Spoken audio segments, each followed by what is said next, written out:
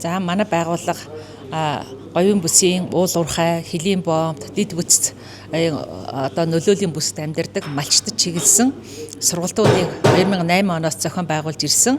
За 2008 онд бид нар яг хот айлын төвшөнд хүрч ажилладаг хот айл сургалтын хөтөлбөр хэрэгжүүлсэн. Энэ хөтөлбөр нь болохоор зэрэг яг малчтад хүний эрх, хууль тогтоомж, за төр иргэний харилцаа гэсэн ийм суурь мэдлийг олох хөтөлбөрүүдийг бол хэрэгжүүлж байсан.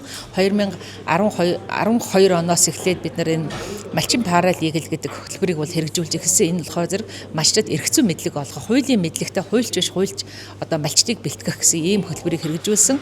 За ингээд ковид болсонтой холбоотойгоор бид нар сургалтуудаа илүү цахим болгож эхэлсэн. Ингээд бид нар нүүдэлчин хаб гэдэг хөтөлбөрийг бол хэрэгжүүлж байна. Энүүгээр бид нар малчтын цахим мэдлэг ур чадварыг нэмэгдүүлэх гэсэн ийм 3 хөтөлбөрийг бол багтаасан мэрэгэн бөөдий гэдэг цогц хөтөлбөр бол явдаг. За энэний хүрээнд бид нар нүүдэлчин хаб хөтөлбөрийнхөө хүрээнд 2005 онд нэгдсэн үндэсний байгууллагын хүчний хөтөлбөрөөс зарласан иргэдийн оролцоо төслийн бол санал бичиж тэтгэлэг авсан. За энэний хүрээнд бол Өмнөговь аймгийн 3 төс сум болон говийн бусад сумдын малчтын одоо цахим мэдлэг ур чадварыг нэмэгдүүлэх ийм арга хэмжээг бол зохион байгууллаа. Ингээд бол өнөөдрийн байдлаар бидний одоо сургалтын хүрээнд бол нийт 50 гаруй малчид бол Монголиа, парламент, за тэгээд энэ хууль тогтоомжийн төсөлд саналаа өгөх, за яг ижил төстэй нөхцөлд амьдарч байгаа иргэд бол хоорондоо байр суурь саналаа солилцох, хамтарсан хуулийн мэдэгдэл гаргах, албан шаардлага гаргах, бодлогын нөлөөлөл хийх гэсэн ийм үзүүлэлтээр бол хамтарч ажиллаж байгаа ийм ач холбогдолтой байгаад байна. За тэгэхээр бид нар бол цааш энэ сургалтыг бол энэ хөтөлбөрийг илүү өргөн хүрээнд бол өргөжлүүлэх ийм сонирхолтой байгаад байгаа. Тэгэхээр зэрэг говийн бүсийн 4 аймгийн төвшөнд бол уул уурхай ихтэй 16 сум байна. Тэгээ энэ 16 сумын яг малчтад бол бид нар энийг хүргэх хүртээмжийг нэмэгдүүлэх, энэ нүүдэлчин хаб хөтөлбөрийнхөө энэ сургалтын агуулгах болон илүү босронгуй болгох. За мөн одоо энэ зарим сэдвүүдийг бол дижитал хэлбэр шилжүүлэх гэсэн ийм ажлуудыг бол хийхээр бол зорж байна. За энэ хөтөлбөрийг хэрэгжүүлэхэд дэмжлэг үзүүлсэн нөөбийн хөгжлийн хөтөлбөрийн иргэдийн оролцоо төсөл төрийн цахим үйлчлэгийг зохицуулах газартай бол бид нар хамтран ажилласан. За энэ хүрээнд бол цахим хөгжлийн харилцаа холбооны газар маань бол 21 аймгийн засаг даргатай иргэдийнхээ цахим боловсролыг нэмэгдүүлэх чиглэлээр бол одоо сургалтууд хийж байгаа юм байна. Үр дүнгийн гэрээ байгуулсан юм байна. Тэгэхээр зэрэг эднэртэй бол хамтран ажиллахаар бол зорж байна. Өмнөговь аймгийн 3 тэссэн бол Улаанбаатар хотоос 950 км зайтай. За хөлийн боомттой, за уул уурхай их хөгжсөн зам одоо дэд бүтэц нэлээ их тавигдж байгаа. Өөрөөр хэлэх бол энэ Эрдэс баялаг түүний дэд бүтцийн салбараас одоо эрх ашиг нь хөндөгдөж байгаа хамгийн олон иргэдтэй аслагдсан ийм сум байгаад байгаа. Тэгэхээр зэрэг энэ суманд бол бид нар очиж ажилласнаар тэдгээр иргэдийн эрх зүйн мэдлийг нэмэгдүүлэх, цахимаар одоо төрийн үйлчилгээг авах энэ боломжийг бол нэмэгдүүлэх зайлшгүй шаардлага байсан. Энийг ч бид нар цааш нь бол үргэлжлүүлнэ. Тэгээ энэ малчтад энэ цахим мэдлэг ур чадварыг олоход нэг онцлог байна. Энэ болохоор зэрэг маш олон удаагийн үйлдэл одоо давтамжтайгаар энэ сургалтыг бол ойр хугацаанд явуулж тэдгээр иргэдэд бол дадал болох хэрэгтэй байгаад байгаа. Тэгээ энэ хүртлэн бид нар явах ийм одоо шаардлага байгаа учраас дахин очих ийм хугацаа одоо хүчин чармайлт бол олон талуудын дэмжлэг бол хэрэгтэй юм байна гэж ингэж харж байгаа. Нэгдсэн үндэсний байгууллагын хөгжлийн хөтөлбөрийн зүгээс оролцоо тэтгэлэгт хөтөлбөрийг хэрэгжүүлж байгаа. Тэгээд дэлхийн 5 улсад хэрэгжиж байгаагийн нэг нь одоо Монгол улс байгаа. Тэгээд бидний хувьд нийт 17 тэтгэлэг төслийг шалгаруулад салбар болгонд төвшин болгонд бас иргэдийн оролцооны сайн туршлагууд, арга замуудыг бий болгохыг зорж байна. Тэгээд хууль тогтоомжууд манай улсын хууль тогтоомжууд 100 гаруй хууль тогтоомжууд оролцооны механизм, оролцооны боломжуудыг бий болгосон байдаг. Тэгэхээр бидний хувьд бол ингээ оролцоо гэдэг бол маш их боломжтой, хууль эрх зүйн хүрээнд боломжтой байдаг. Гэхдээ яг үнэхээр бодит амьдрал дээр одоо малчтад, залуучуудад, хүүхдүүдэд гэх мэтчлэн яг энэ бүлгүүд дээр хэрхэн очиж ийн оролцоог бий болгох шийдвэр гаргахад иргэдийн оролцоо бий болгох нь гэдэг бол бидний хувьд бол суралцж байгаа ийм том ач холбогдолтой үйл ажиллагаа. Тэгээ үүний нэг нь бол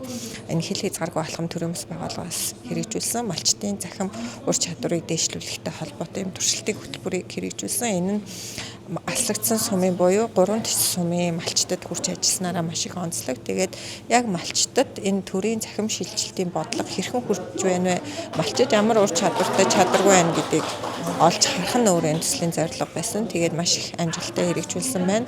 Тэгээд малчтад те бүр анхан шатнаас ихсүүлээд анхны ойлголтоос ихсүүлээд гар утсыг баг хэрхэн ашиглахаас ихсүүлээд ингээд малчтай ажиллана гэдэг бол өөрөө тун ач холбогдолтой. Яагаад гэвэл бид нэр их тохиолдолд малчид тэгэхээр төс өрөн бүсэн юм уу те одоо хангаан бүсийн малчдыг л бодоод байдаг бол энэ төсөл маань өөрөө говийн бүсийн тэг одоо 1000 гаруй километрт те аслагдаж байгаа бие биенээсээ зайтаагаад байгаа малчдад төрийн бодлого цахим шилжилтийн бодлогыг хэрхэн өргөх үү гэдэг дээр одоо туршилт бий болгож арга зүй бий болгох ёстой онцлог байгаамаа. За малчтын хувьд бол яг төрөөс үзүүлж байгаа үйлчлэгээ төрөөс нэвтрүүлж байгаа системүүд гээд байдаг.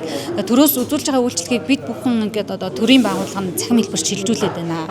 Гэтэл яг нөгөө зорилтод бүлэг болох нөгөө иргэд маань тэр үйлчлэгийг цахимаар авч чадж гинүү гэдэг бол бас их асуудал болдог. Өөрөөр хэлэх юм бол иргэд төрийн үйлчлэгээгээ бид нар хэдийгээр цахим хэлбэр шилжүүлсэн ч гэсэн түүнийг цахимаар авч чадахгүй байвал энэ бидний ажил одоо нэг хөрсөн дээрээ буухгүй байгаагийн нэг илрэл болж байгаа. Тийм учраас бид нар төрийн үйлчлэгээ цахим хэлбэрт шилжүүлэхээс гадна одоо иргэддээ тэр цахим ур чадварыг олгох нь бол одоо тэр үйлчлэгээ цахимаар авах боломжтой гэдэг тэр ур чадварыг олгох нь бол хамгийн чухал байсан гэсэн. Тэгээ энэ утгаараа бид бүхэн бол иргэдийн цахим ур чадварыг дээшлүүлэх ажлыг бол зохион байгуулдаг. За мөн үүний нэг одоо хамгийн гол зорилттой бүлэг нь бол малчд байдаг. Яг тэгэхээр нөгөө төрийн албан агчч байдаг юм уу?